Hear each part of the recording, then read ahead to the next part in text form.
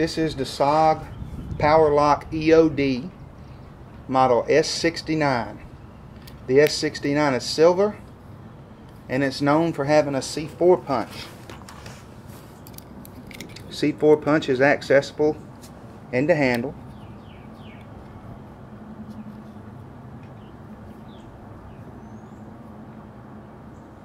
On the same side as the C4 punch, we've got an owl, a partially serrated blade, a can opener, and a small flathead screwdriver. The tool set on the other side is a V cutter. We've got a Phillips screwdriver, a large flathead screwdriver with a small can opener,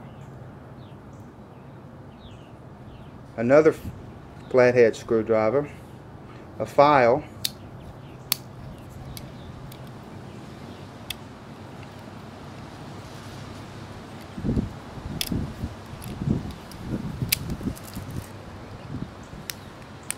got some assisted jaws on the blade so they double your squeezing force.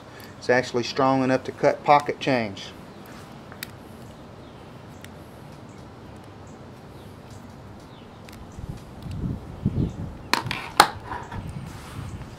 That's the SOG PowerLock EOD model S69.